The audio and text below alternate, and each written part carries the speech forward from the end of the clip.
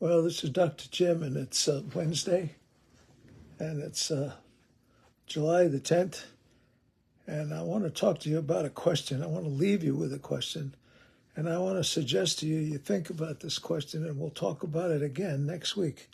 I'm going to ask my friend, young friend Adnaya from Zimbabwe, to listen to this, and I want him to answer the question and write me back and tell me what he thinks. I thought about him when I did this, and it says in Proverbs in 27. Just hang on just a second, and I'm going to pull it up in the amplified version. 1 second.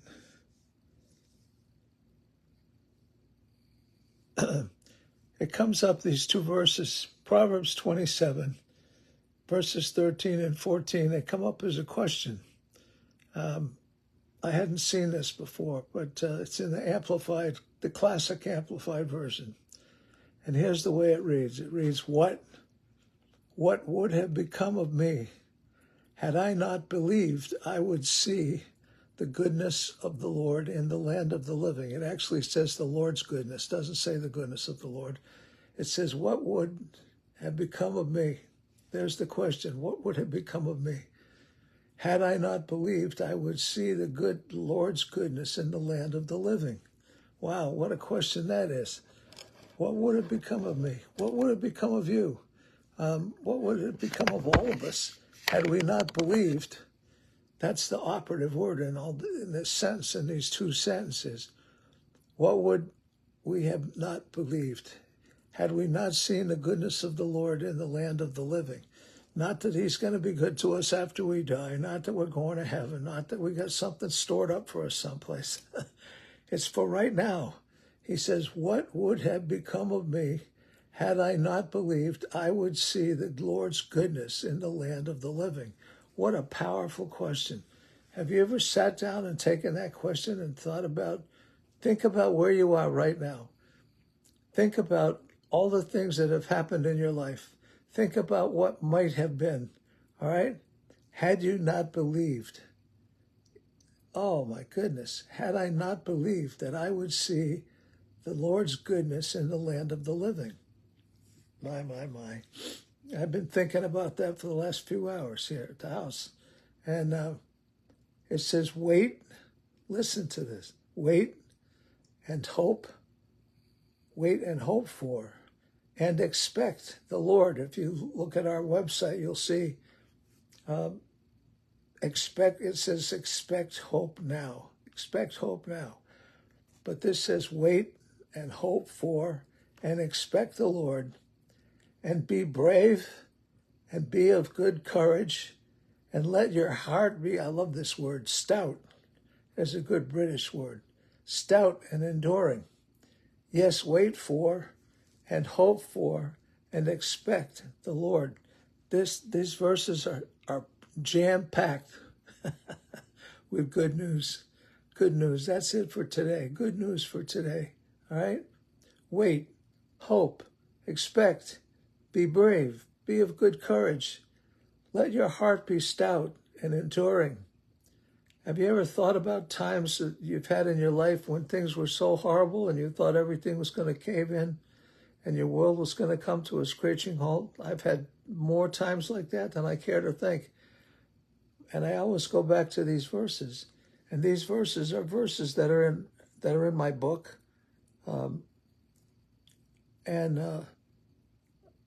just love this. This is like a cornerstone for me. This is like it was a turning point at one point in my life. All right. I've had so many times when I thought I was at a dead end, thought when everything was going to come to a halt, didn't know what was going to happen. I'm dealing with some of that right now. Right. What would have become of me? What a question. What would have become of you? Where would you be right now had you not believed? Right? Where might you be had you not believed?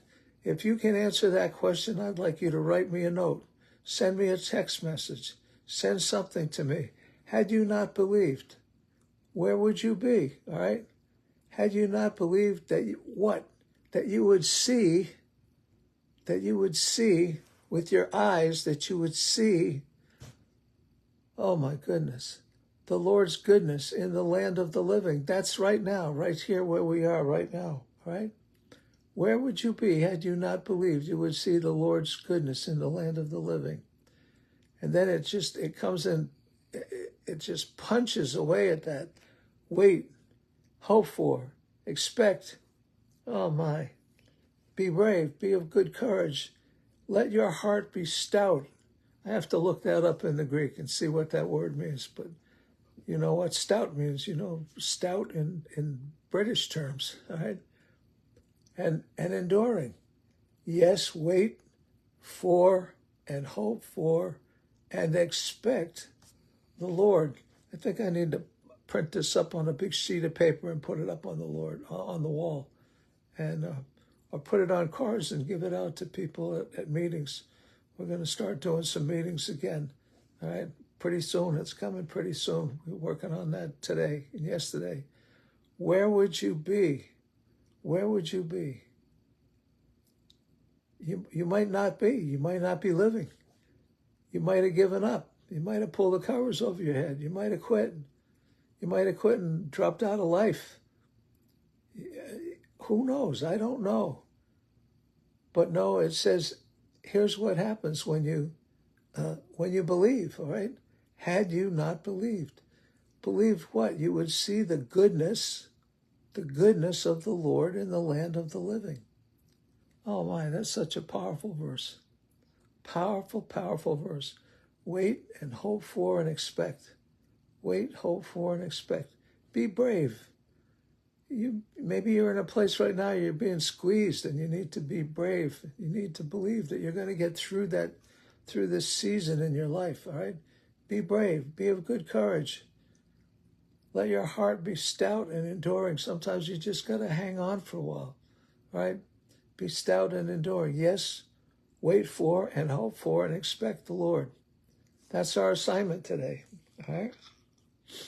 And I want to encourage you to do that.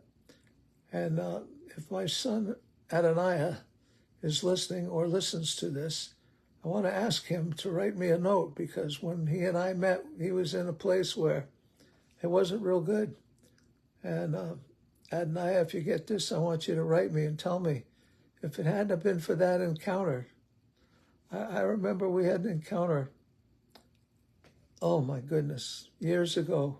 I was sitting in my car, and I felt the Lord told me to call him, and I did. And I was in a parking lot in Paramus, New Jersey, at a mall, and in the Paramus Park Mall. It was almost empty. The lot I was in was almost empty, nothing around. And all of a sudden, the sun came out. I opened the sunroof in my car, and I looked up, and I saw the clouds, and the clouds were parting.